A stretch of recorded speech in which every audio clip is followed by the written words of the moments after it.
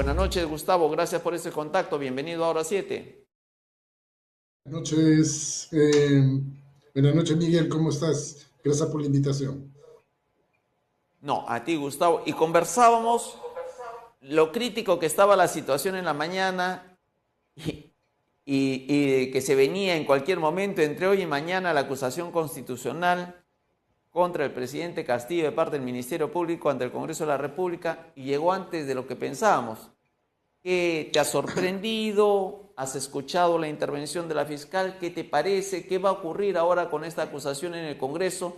Porque se dice que de todas maneras, sea para vacar al presidente, sea para suspender al presidente, y hay un artículo constitucional en disputa que unos usan a favor y otros usan en contra, se requerirían en todo caso siempre los famosos 87, un número fatídico para los parlamentarios. Bueno, primero sí he escuchado a la valiente intervención de la fiscal de la Nación sobre este tema, un tema que es sumamente trascendente e inédito para el país. Ella se ha referido a tres delitos especialmente sobre el primero es sobre organización criminal, tráfico de influencias y colusión agravada. Son delitos que van hasta de 20 años. Y lo que tú mencionabas al principio, de que ha sido una mañana muy movida porque precisamente esta acusación constitucional que ha planteado la fiscal de la Nación viene acompañada también con actos que vienen eh, presididos también de algunos allanamientos y detenciones.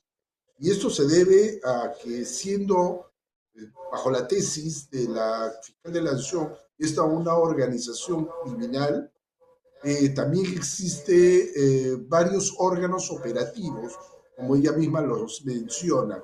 Es un gabinete a la sombra, que es a las 5 personas que han detenido ya en forma preliminar por 10 días. También existe un órgano congresal, por eso el allanamiento también a las oficinas de los congresistas, especialmente estos congresistas llamados los niños, también un brazo lobista en la cual están básicamente los colaboradores eficaces. Y también existe, por eso es que también el allanamiento a la casa de la familia, se supone líder de esta organización criminal, el brazo familiar, que es también parte operativa de todo esto. Y claro, también existe un brazo obstruccionista, como lo llama también esta tesis, que está liderada por ministros de Estado, entre las que se encuentra Aníbal Torres, este, también están, ¿cómo se llama? Este ministro Chero, y bueno, Beder Camacho, etcétera. O sea, yo creo que por lo que he visto, han hecho una forma articulada y, para evitar justamente estos dimes y diretes que está pretendiendo este grupo eh, liderado por el señor Castillo para evitar caer en manos de la justicia. Y evidentemente eh, ahora la pelota está en la cancha del Congreso de la República.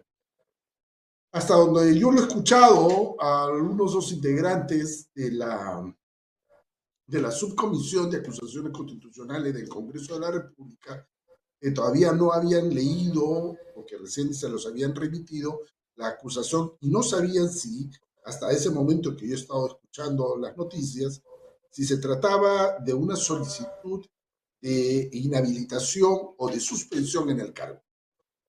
Y es algo bien importante, si me permites, Miguel, el Ángel, algo que ella ha subrayado y me parece la ha subrayado bastante bien.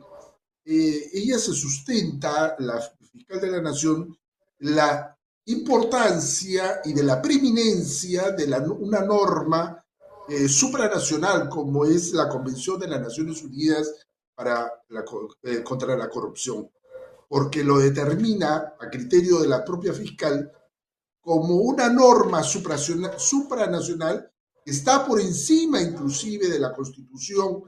de la constitución peruana o tiene preeminencia sobre aquellas normas nacionales, eh, habida cuenta que se trata sobre temas de derechos humanos, como se está viendo la corrupción. Me ha parecido muy interesante esa parte donde ella subraya ese. El dueño de la casa de Zarratea, el señor Sánchez, no ha sido detenido, está prófugo de la justicia en estos momentos.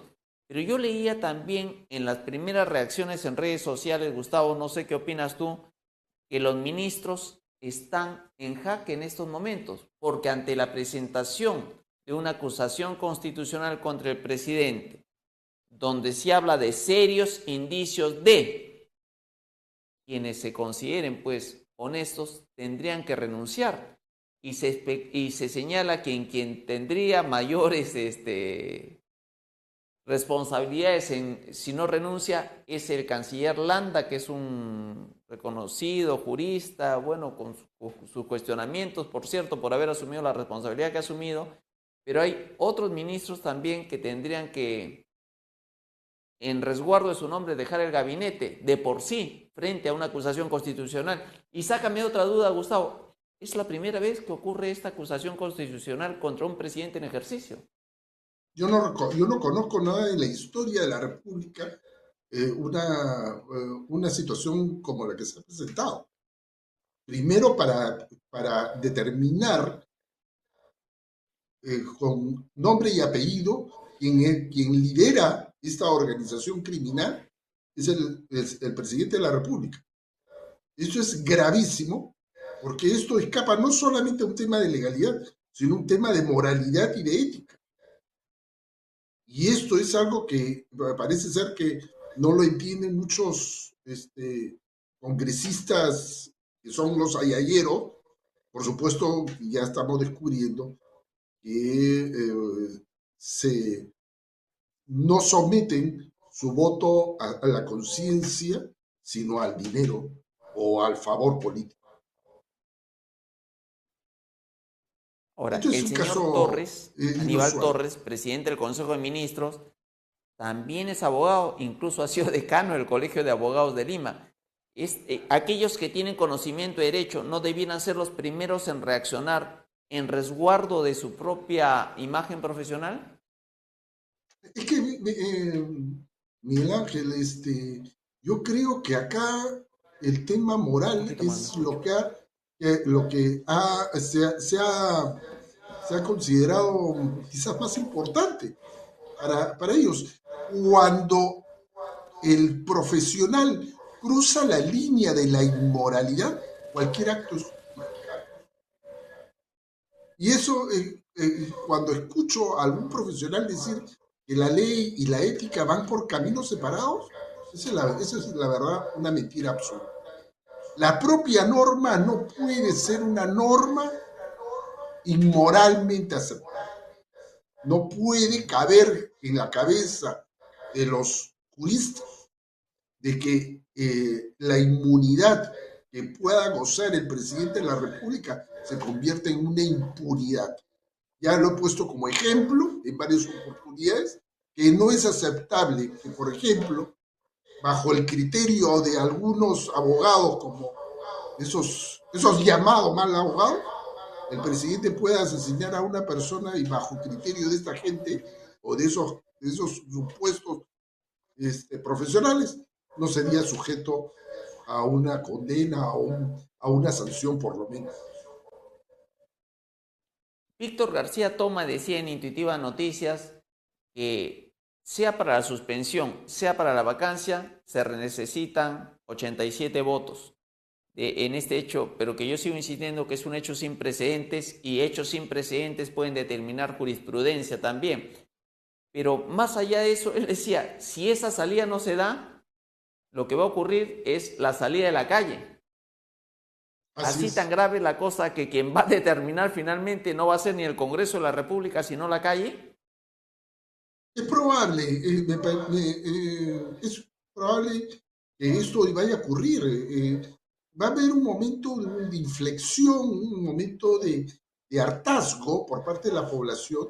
Esto puede desencadenarse. El problema es que si la conducción de la calle no está bien organizada, puede convertirse en un escenario sumamente explosivo. Y esa es la parte que a mí me preocupa, porque el calentamiento de la calle en forma pacífica, esa parte no es la que me preocupa, sino la violencia que pueda, la violencia inorgánica, que eso es la parte que a mí me preocupa.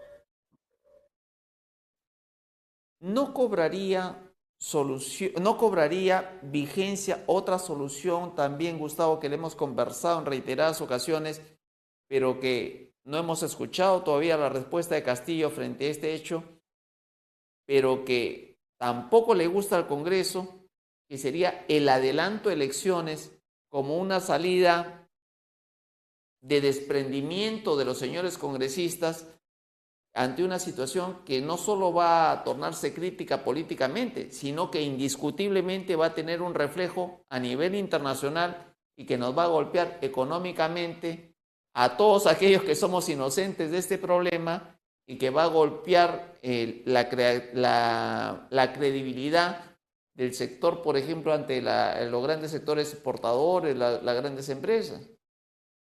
A ver, tú haces la primera mención si es que el señor Castillo se va a pronunciar.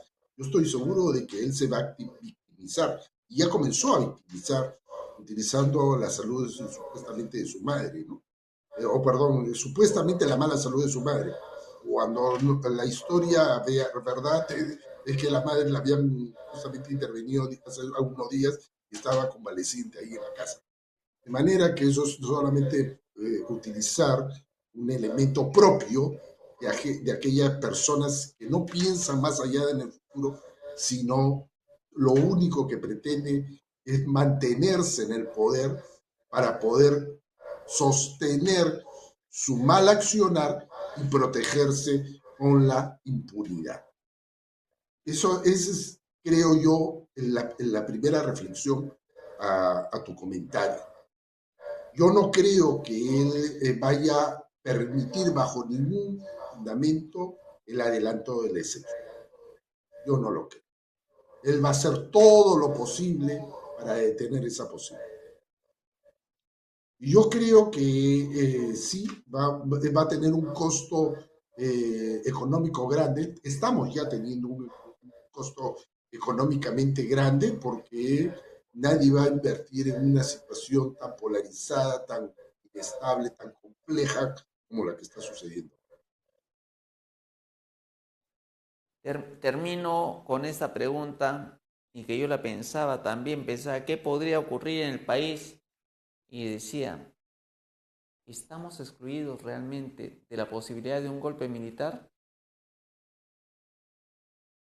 Yo no creo que vaya a haber un golpe militar. Lo que sí podría haber es una participación quizás mucho más activa de las Fuerzas Armadas en un orden constitucional. Es distinto. Bien, creo que ha sido recontra claro con esto, Gustavo. Te agradezco por tu presencia y la claridad de tus ideas. Muy buenas noches, bendiciones. Muchas gracias por la invitación nuevamente, Miguel. Buenas noches.